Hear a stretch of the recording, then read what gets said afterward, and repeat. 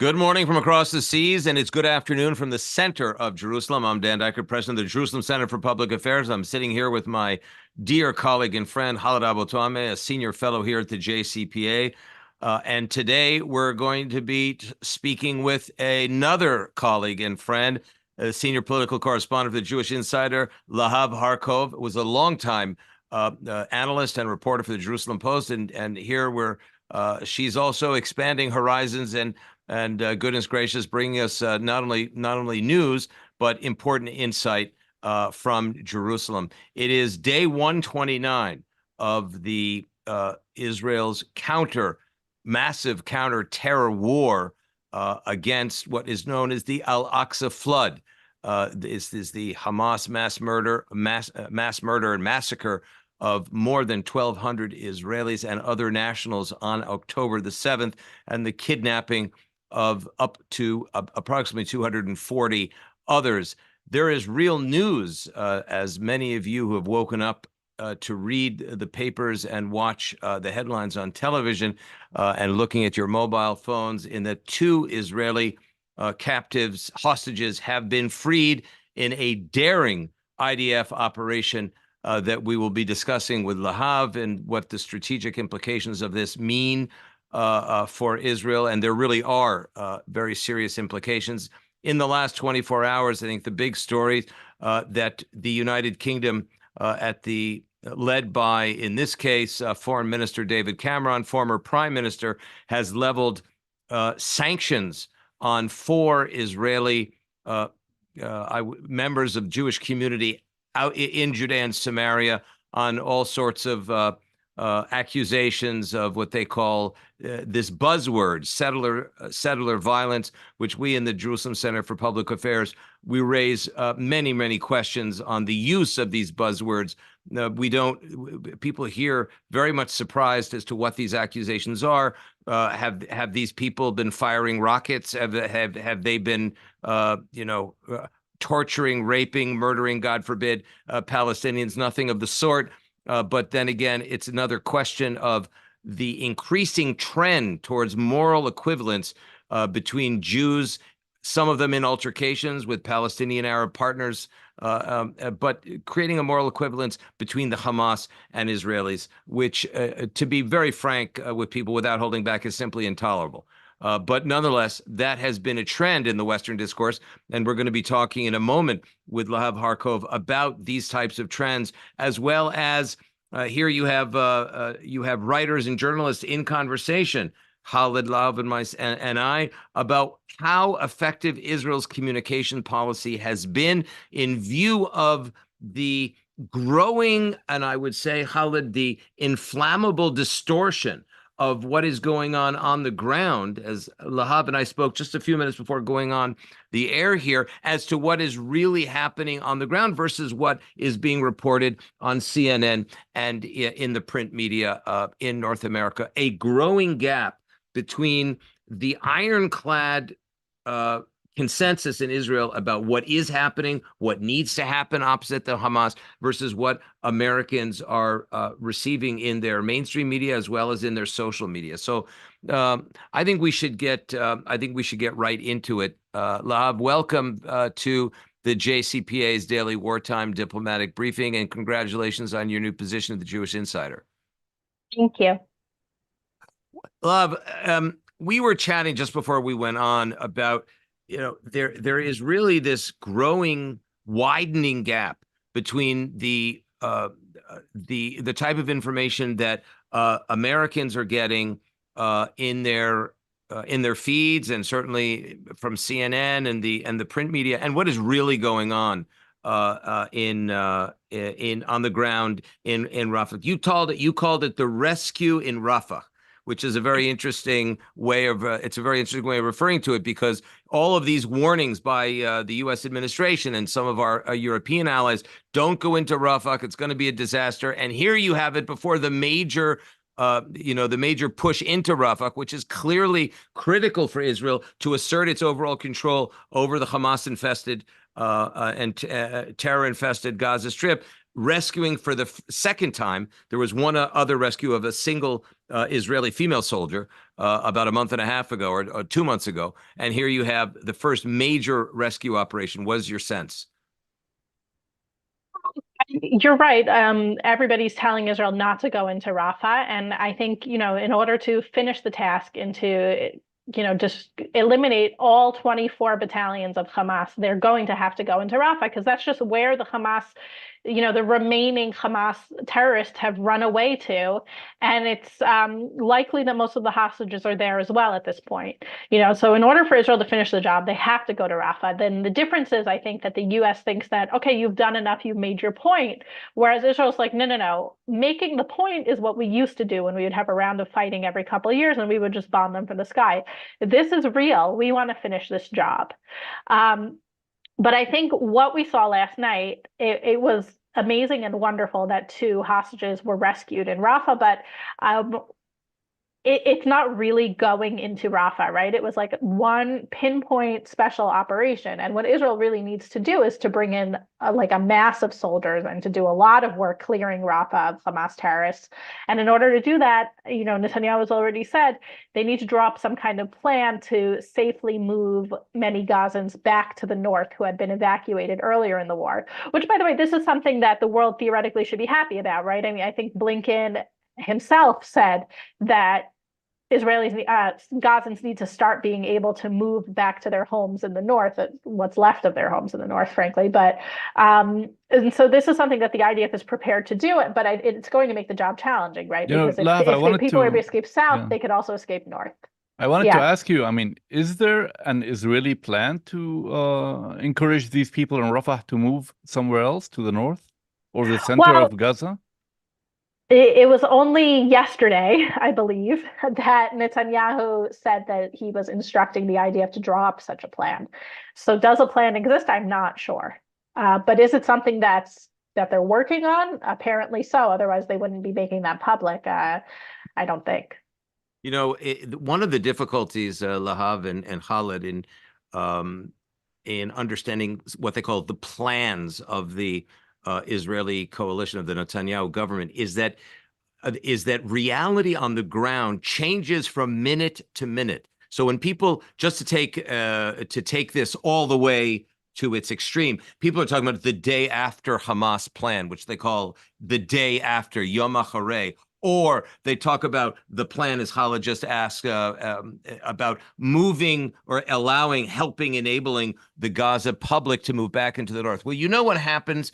There is a steady stream of Hamas fighters that goes back into the north under the, masked as civilians. And so all of a sudden, this is sort of like whack-a-mole. And then at the same time, we're going back. This is back to the future because we're repopulating the north with no less than hundreds, if not thousands, of terrorists that had been cleaned out of northern Gaza and created a strategic threat to Israel. So it's not simple to devise one concrete plan. You've got UNRWA, that is an enemy organization that is run and dominated by the Hamas. They are the major international human rights and refugee assistance organization. So you've got everything working against you. The only possible way is for Israel to take control of Rafah, to take control of the Philadelphia corridor. That will then cast Israel as the de facto sovereign, if you will, temporary sovereign in Gaza. And then the Israeli army can start to create safe passages and humanitarian areas and ensure that terrorists don't go back to the north. What do you guys think? I think there's no good choices here, right? First of all, nothing's going to be like hermetically sealed. Israel's never going to be able to check 100% that no terrorists go to the north. And it's like if you operate in Rafah without letting people go north, then you do have a lot of civilians present, and that makes that more difficult, especially internationally. I mean, we wanted to talk about Israel's communication, so the international response, right? The more civilians who are right there when the IDF is operating, the harder it's going to be for Israel internationally, because a lot of this just has to do with image and the way things look internationally. The other point you made was about the day after, and it's like, Well, what does the day after mean? The day after what? The day after the last rocket is shot, the day after, Yahya Sinwar is dead or in prison. It's true that there needs to be some kind of plan. And as you said, it might not just be one simple plan, but something needs to happen there that's going to be different from before October 7th.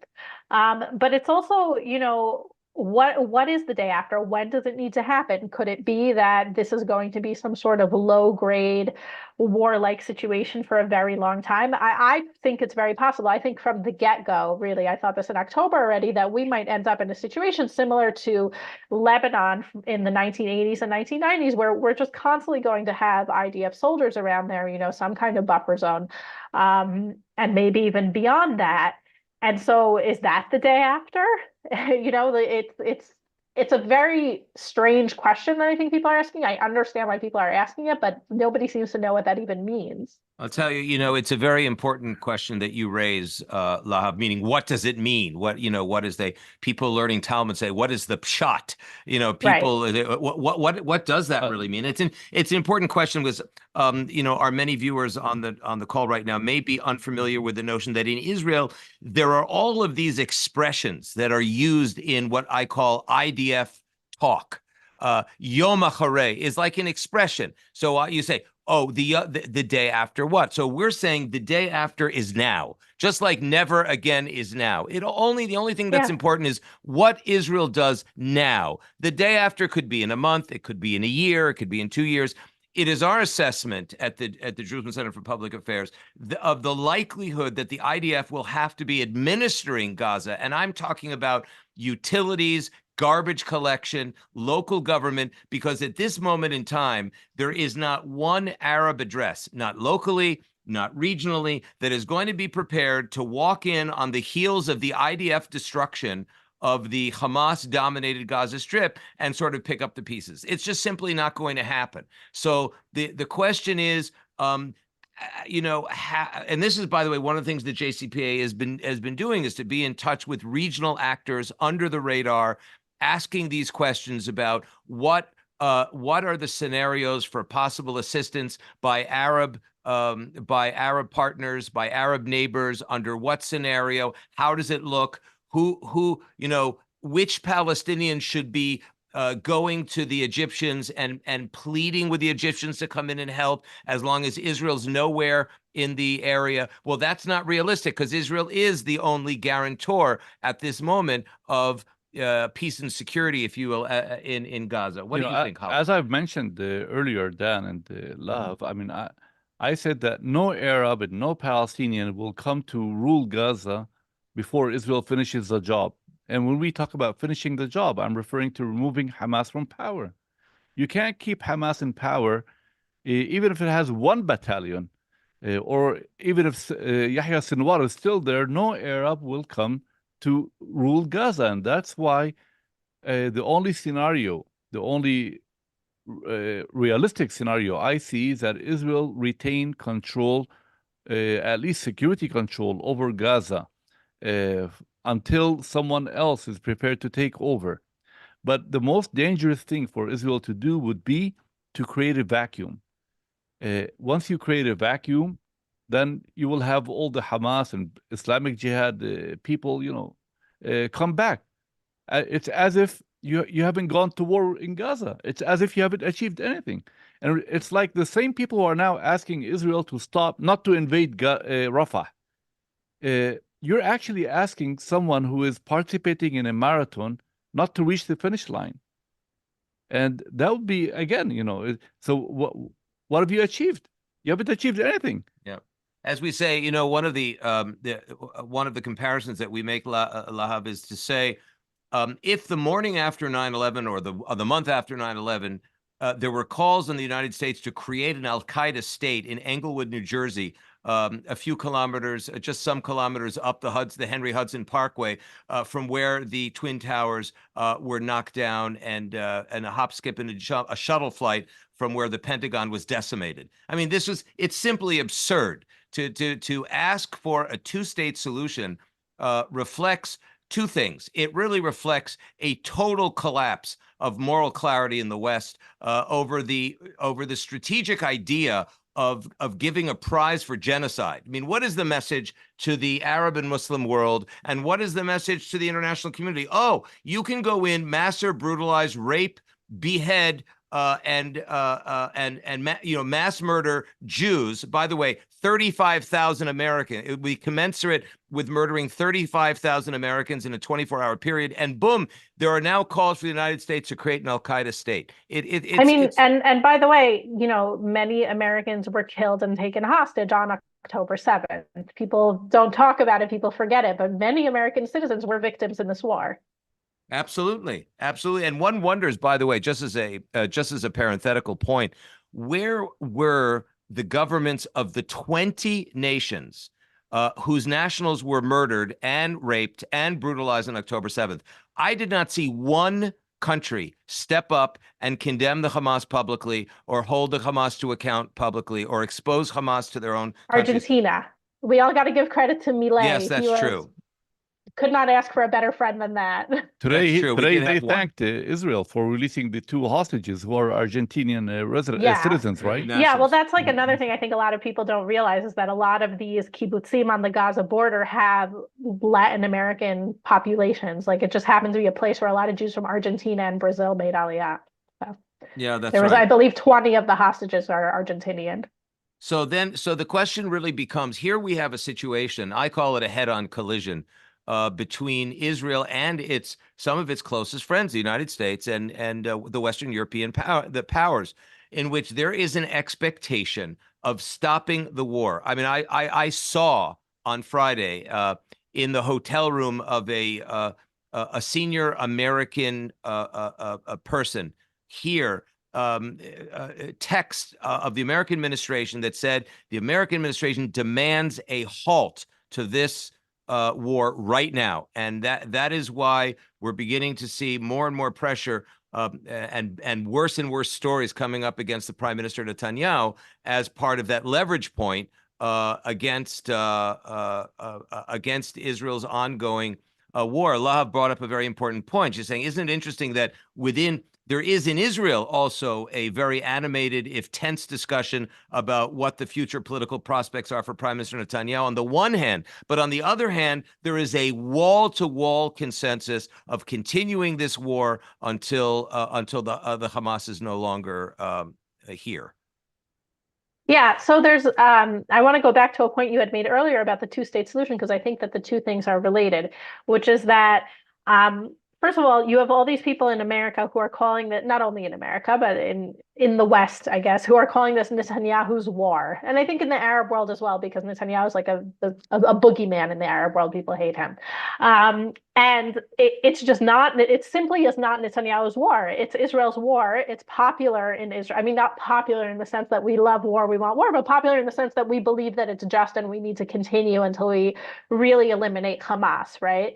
And this goes hand in hand with what you were saying about a two-state solution, which, whatever somebody might have thought about a two-state solution before October 6th, many people who favor a two-state solution are saying now is not the time to push it, because it will look like a reward for terrorism, exactly as you said. And, this is a message that you're hearing from people like, President Herzog, who was the head of the Labor Party, and Gantz, and even Lapid was saying it for a while, although now he's backtracked a bit. So, the Biden administration and other figures in the US have been coming here and putting pressure as if there's some sort of political audience for what they want, and there just isn't.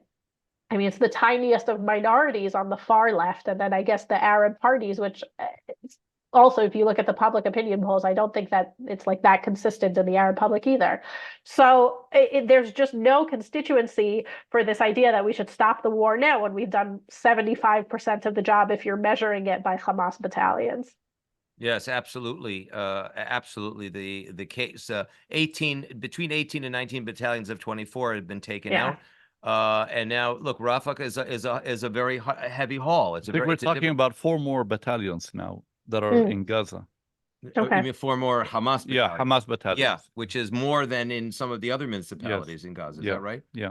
Yeah, It's I a mean, large area. Hmm? It's a big area. Yeah, it's a big area, and I think that one of the very sensitive issues that has come up, and I'm not sure how much our viewers and listeners are aware of this, but the relations with the Egyptians are very, very sensitive over this entire catastrophe.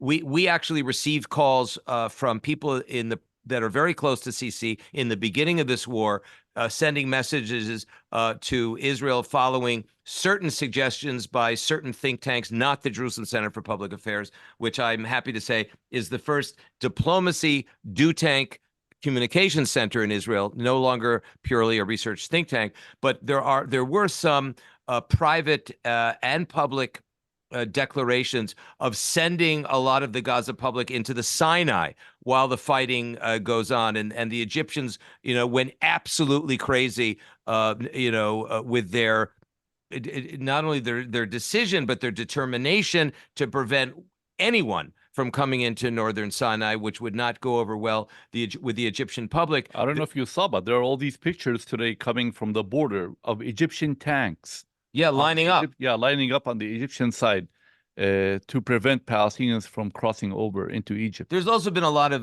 Khalid. I mean, you're following the Arabic media, and I'm not. But there are a lot of rumors about threats that have been made by the Egyptians that they will shut down, they will abrogate the peace agreement if Israel takes over. Not if Israel sends Gazans into Sinai, but if Israel takes over the Philadelphia corridor. But I've understood from a number of reports from Jackie Hugi that these are really rumors and are not substantiated. These are part of an attempt to drive a wedge between Israel and Egypt. That's my understanding by following the reports in the Arab media. And most of these reports, by the way, are coming from Hamas-affiliated websites. One day we hear that Egypt is threatening to cancel the peace treaty with Israel and close down its embassy, and another day one would think that Egypt liked Hamas so much that they would want to do Hamas that favor. I mean, Egypt does not like Hamas, right? They have the Muslim Brotherhood Hamas ideology. is illegal in Egypt. Yes, exactly. It was outlawed in 2015. And the Egyptians, by the way, they destroyed more than 3,000 tunnels along the border between Gaza and Egypt over the past 7 years. Yeah. Yeah, absolutely. Like the Egyptians sort of have their own problems to deal with, right? They've let in a bunch of people from Sudan because of the war happening there. Their economy is really suffering because of the Houthis. And so I feel like their position is understandable, but also I don't think that Israel has to, I'm not saying let Palestinians into northern Sinai, but I don't think that Israel has to take dictates from the Egyptians at the same time. Yeah, clearly and in fact, when they do take dictates, it really conveys a sense of weakness. And Israel has right now experienced, since October 7th, a tremendous deficit in the perception of weakness versus the perception of power, notwithstanding the fact that its counter-terror operation has actually gone much better than many have perceived that it's gone. And it brings us to, I think, the heart and soul of the conversation, which is this notion of perception warfare that we know from the Soviets, we know from the Chinese, we know from Islamic warfare. And Israel has never been good at what everyone on this call knows as Hasbara, or PR, loosely defined. But we are in a completely different world now that Hamas has really thrust us into this world in living color of narrative, perception warfare, influence warfare. Just looking at the first example in this war was the hospital, the hospital attack by a missed Palestinian Islamic Jihad rocket, lands in the parking lot. The Hamas are already ready with a message within minutes of this falling, blaming Israel. This being picked up by all of the international media uncritically. This is all an issue of perception warfare. Israel has not been good at it. It still is not good at it. And the question is the resulting discourse in the West, anti-Bibi, pro-two-state solution, as if the worst atrocity in decades has not just taken place against innocent civilians? There's a few things. First of all, I could tell you so many stories that I've heard from people who, are trying to work with the media and encountering bias, right? when we came into this war, the playing field was already not fair, right? It wasn't like we came in on an even playing field and then we did a bad job and that's why the coverage isn't so great. So like I just tell you an example today that I heard from someone who works with a very, very senior Israeli official who wanted to write an op-ed for the New York Times, and he called Hamas a genocidal organization. Now, that's a fact, right? You read the Hamas charter, it says that they want to destroy the Jewish people. And even if you read the new Hamas charter, it says they want to destroy Israel. Still genocide, right? And they refused to write that. But it's the same, the New York Times is the same newspaper which initially reported that Israel destroyed a hospital and killed 500 people, when it turns out that a Palestinian rocket misfired, landed in a parking lot, and maybe killed 50 people. So it's just the bias, and you're already coming into a field that's incredibly unfair. The second thing is that the story that Israel is trying to tell is complex, right? Whatever the correct number is of casualties in Gaza, we don't really know, right? Many numbers that we have come from Hamas itself, so they're not trustworthy. But whatever it is, the pictures that you see of people who aren't in their homes, of children suffering, of families suffering, like that you see, people see that and it automatically tugs at their heartstrings, right? And then Israel's story is a lot more complex when it comes to this war. We're dropping leaflets, we're trying to avoid civilians, but they're hiding behind civilians. It's like we're already in the defense position, and that already puts you at a disadvantage. And my understanding is, and I've spoken to different organizations that have done a lot of polling of public opinions, again, in the US, but also to some extent in Europe, the only message that they know works for Israel is to talk about the October 7th attack. Everything else is just doesn't work. People aren't so receptive to. But that's a problem, because we are getting further and further away from October 7th, and we in Israel feel like it's still October 7th, right? We're still in that mentality. But for the world, like, the war has been going on for 4 months now. And that makes the message harder and harder to send to people who are not that interested in, Israel dropping leaflets on Gaza. You raise a very important question here. I call it the October 7th legitimacy moment for this war. And I remember having conversations with several ministers in the Israeli government to say, hey, folks, now is the time to run an air train of every single Jewish community in North America, in Europe, into Israel, show them the South, show them the video, show them the reality. And that has not happened. I mean, that is the Israeli government.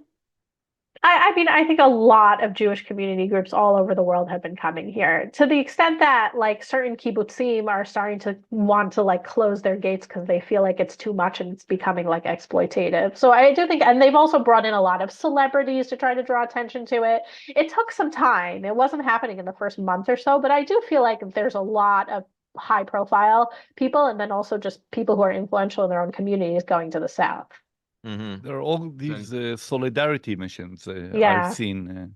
But it hasn't. I mean, look, the numbers, the polling numbers in North America are strong in favor of Israel, certainly in the general population, right? You wouldn't guess that from the Biden administration's behavior, but they are actually strong. Yeah, it's very much the case. What is your feeling about Lahav, about Israel's communication policy in beginning on October the 7th and going forward? I think that there were certain things that Israel did that were very smart. I think that October 7th horrific compilation video, which I've seen, many journalists have seen, I think that was very smart. I think that, and I also think that it was appropriate that it wasn't released to the general public, because I think that it's a violation of people's privacy, and it's almost like a snuff film at that point. But to have influential people see it and be able to say what they saw, I think was important. I think not something that the government's doing, but the Hostages Families Forum has played a really important role here in bringing the families to all kinds of media all around the world. Many of them speak foreign languages, to speak about their story, their family's stories. And those have really gotten out there, I think, in a lot of media around the world. And so I think that that's been helpful. I think, the IDF spokesman's office Daniel Hagari, I think, has done a good job in trying to prioritize international media in a way that in some of the past rounds with Gaza, the IDF spokesman's office didn't do. But it's an uphill battle. Nobody wants to hear from the army. They just don't. I mean, nobody hears from the army, or very few people hear from the army and think like, this is someone I trust, this is going to win me over. Like the Western world, at least, which is where we're looking for more support mostly, like is not like as militarized a society as Israel is, where they see the army as the most trustworthy people. And so that's a challenge. Yeah, that's a good point. It would be great if we had, Ethiopian Israelis as spokespeople for Western consumption. I think it might change, a certain perception of Israel as being the ridiculous but white supremacist country that they assume many American Jews are in the or even some Arab Israelis, or even Yeah. so. I just some of them saw are doing. the Free Press, Barry Weiss's Free Press did an interview with Lucy Aharish. I said, people who are reading the Free Press are probably pro-Israel already. Like, if only they had Lucy Aharish like in a New York Times video, like that would be good. Yeah. What's your sense, Khaled? No, I agree. I'm saying that, we should have more non-Jews or non-whites representing Israel. That sends a very strong message. Yeah, Yeah. it's all.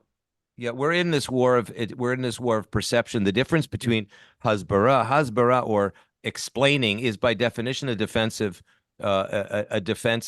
enterprise, whereas perception warfare or what we call influence is really using intelligence in order to expose and educate constituencies about your enemy to the adversarial constituency, the local constituency, and what they call the neutrals, the middle constituency. Yeah. And this is no less a war that's been thrust upon Israel than the military battlefield war. And I think that Israel would do well to have 100 or to 150 people in the National Security Council basically fighting this perception war every single day, not only in what they call herum or in an emergency situation, but in an everyday situation, in a routine situation. Because this is how is it that there were thousands and thousands of demonstrators in American cities siding with the Hamas and calling for the genocide of Jews? How could it be after a genocide, a mini genocide that took place against Jews?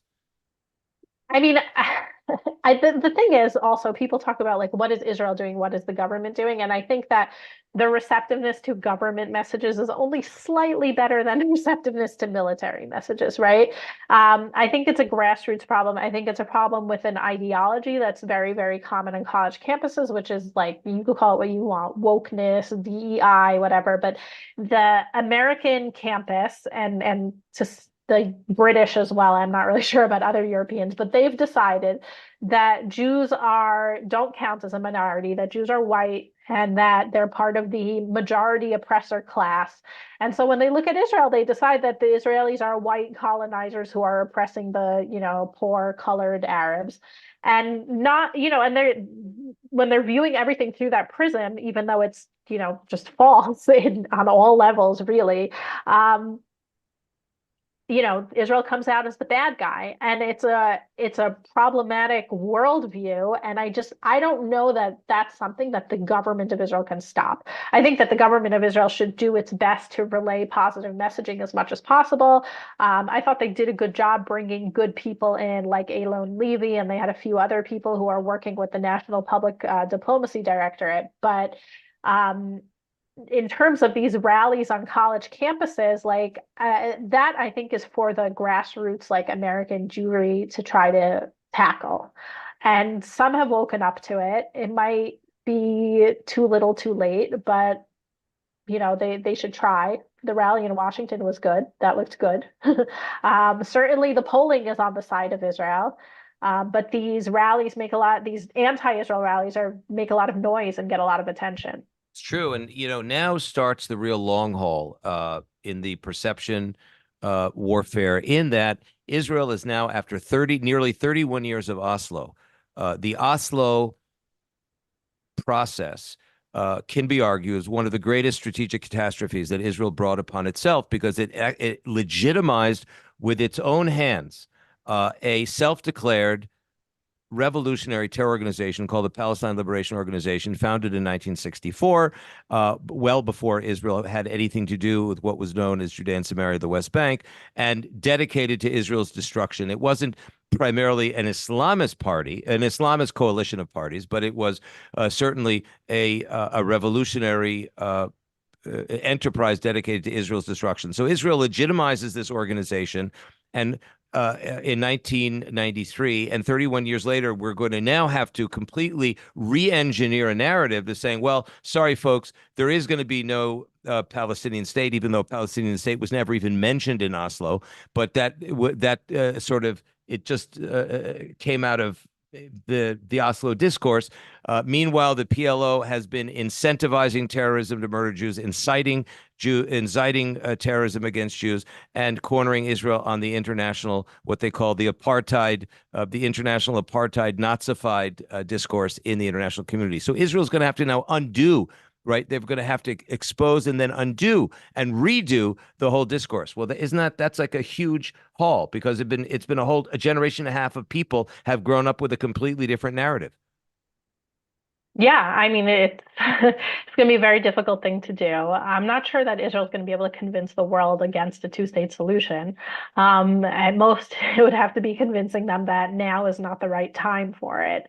But either way, I do think that some of these like world views, that's not just about Israel, it's about Jews. I mean, it's an anti-Semitic worldview, are deeply entrenched in elite institutions, especially in the West, specifically in the Anglosphere. And there is some level of a reckoning going on in the US, like a American cultural reckoning, but it's deep, and it's going to be hard to change. Howard, what do you think? Look, I mean, when you say that the Oslo process was catastrophic for Israel and that Israel brought a catastrophe on itself, I do agree, because back then in 1993 and 1994, when I was asked about my view of the Oslo Accords, I said, look, the idea of separation between Jews and Palestinians who don't want to live together is fine. And the idea of giving the Palestinians self-rule is also good. But I don't trust a partner. And in this case, a partner, the PLO and Yasser Arafat. And I warned back then, and I even wrote this, that Yasser Arafat is not sincere. He is not going to recognize Israel's right to exist. He's not going to prepare Palestinians for peace. He will, on the contrary, he will come with a jihadist approach. And he did. He came with a very militant approach. I remember I interviewed him a number of times back then in 94, 95, and 96, first in Gaza and later in Ramallah. And he always sounded as if he was apologizing for signing this bad treaty called the Oslo Accords. His point was, or his line was, the Oslo Accords are awful. I don't like them. They are humiliating for us, the Palestinians, but at least we achieved two things. One is the Oslo Accords brought the PLO and thousands of PLO fighters from Tunisia, from Lebanon, from Sudan into the West Bank and Gaza, which means it brought them closer to Palestine, as they were telling us back then. And number two, the Oslo Accords allowed the Palestinians to create institutions, especially security institutions, multiple security forces. And look today, the Palestinian Authority has in the West Bank at least 70,000 police officers. They had 40,000 officers in Gaza before Hamas kicked them out. What have they done? What did they do to stop Hamas? Nothing. And they're not going to do anything even after they go back to Gaza. Because one of the reasons why Hamas is very popular, or was until recently, I don't know if it's still, among many Palestinians, was because of the corruption of the Palestinian Authority, because many Palestinians did not see the Palestinian Authority as a better alternative to Hamas. That's number one. And number two, the crackdown on Palestinians by the Palestinian Authority drove many Palestinians into the open arms of Hamas. And number three, the incitement of the Palestinian Authority. When Yasser Arafat is talking about jihad and Palestinian Authority media is inciting against Israel and demonizing Jews and delegitimizing Israel, that's what makes Hamas popular, because Palestinians would say, Well, if these Jews are so bad and if Israel doesn't really want peace, that means Hamas is right. We should not be negotiating with Israel. We should be fighting Israel. Yeah, absolutely. Lahav, your final thoughts as we wind up this very compelling session. I think about going forward. About what we talked about beginning of this conversation, the day after. Well, if the day after is now, how do you see Israel's mandate now? Also on the perception battlefield, on the physical battlefield, because both of them are, in my view, codependent and equally important. I think that like victory will be the strongest message, that Israel needs to go in and needs to eliminate Hamas, needs to get rid of Sinwar. Ultimately, if he's killed or if they exile him somewhere, I'm not a huge fan of the exiling option, but either way, they need to be able to show that this war had real results. And that will be a very strong message. And then to show that, yes, we are going to let the Gazans go home and we are going to let them rebuild their homes, etc. It's a long haul. It's not going to happen tomorrow, but ultimately that's the truth. Now, Israel doesn't get credit, no good deed goes unpunished, but it's like sort of the best we can do, and then we can say we did it. And in terms of the day after, one of the things is like Israel doesn't want to have to be the garbage collectors or the school teachers for the Palestinians in Gaza, and that they should be able to run their lives at that level, even if Israel is controlling it militarily. And I think I was in a briefing where Defense Minister Gallant actually talked about that. And I think that Israel needs to be sort of emphasizing that message that like, no, actually, we don't want to be like running every facet of Gazans' lives, because I think that people mistake the security control for like some sort of like totalitarian government over the Gazans, which I don't know Israeli out there, no matter how far to the right you get. Nobody wants that. Yeah, that's true. It's. I think it's a question of how it's positioned and how it's conveyed, because at the end of the day, Right. we're the only ones that can actually help the Palestinians. I mean, humanitarian aid can only be supplied by Israel, because Israel is really Israel or an international body that can monitor the UNRWA and the hundreds of millions of dollars that are currently being pilfered by the Hamas and sent to its own people, to its own operatives, and to its own the continuation of the terror war. But I think to end here, I think one of the things that Israel must do now is to expose the fact that Israelis are under jihad. This is not a territorial war. It's a religious, ideological war, and it really demands that there be stories all the time in the North American press about Sinwar, about Hania, about the PA. There have to be stories all the time exposing this jihad that is taking place, that took place. It's been taking place for decades, and now is the time to wake up from a delusion that we have bought into, which is this is an American apple pie, cut it down the middle, you'll solve the conflict, the rest of the Middle East will come into order, and everything will just be hunky-dory, and we'll all go off into the sunset together. The opposite is true. This is a religious, ideological war, a jihad that has been ongoing, frankly, for 100 years, and we have ignored it at our peril, and we've convinced our friends in the West that it is a territorial conflict that is given to compromise. It is not, in the minds and in the mouths of our adversaries. And I think we would do very well if we were to expose this fact. Khaled, you and I have talked about this for years. Expose it in English, expose it in Arabic, expose it in Persian, and in other languages, because otherwise we will be living with the same I would call it deficit of legitimacy that we are witnessing right now in North America. We are, by the way, not witnessing it in many of the governments in the Middle East, but we are witnessing it in the publics of the Middle East that are also siding with Hamas. Khaled, your final thoughts? Well, I cannot but agree with you. I mean, in all of what you said and all what Lahav said. I mean, I've been saying this. Lahav knows me very well. We used to be colleagues at the Jerusalem Post. I've been saying that, those who think that this conflict is about settlements and borders and refugees and Jerusalem and water and electricity, they don't know what they're talking about, because this conflict is really about Israel's presence in this part of the world. And I'm sorry to tell you that in the Arab and Muslim world, including the Palestinians, there is still a majority of people that has not come to terms with Israel's right to exist in this part of the world. And this is the essence of this whole conflict. And if you listen to what Hamas has said on October 7 and after October 7, they see the October 7 massacre or invasion of Israel as the beginning of the process to liberate Palestine. And they're still talking about it. They're not talking about, lifting the blockade on Gaza or anything. They're saying, look, this is the first step towards liberating Jerusalem, liberating Al-Aqsa, as we promised in our first charter and in our second charter or second document that they published in 2017, and falsely presented by some Western journalists as a revised charter. It was not a revised charter.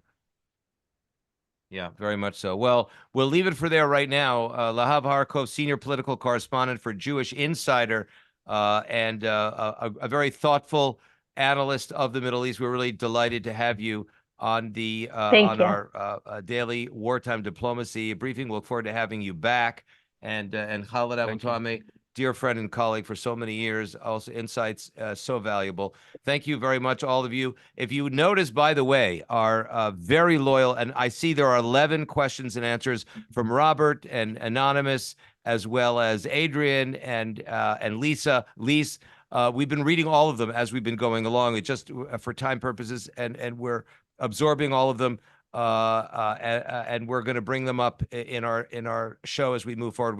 We're limited in terms of time. Thank you for participating with us, and please do support us through JGive. You can see this improved. We took a risk and we bought some improved equipment, and thank you for helping us make that happen. And we depend on your support and deeply appreciate your loyalty to the show. And we'll be expanding it and improving it always. And we'll look forward to seeing you tomorrow and every day this week through Thursday. All the best to our audience and to Lahav and to Khaled. God bless everyone. Thank you.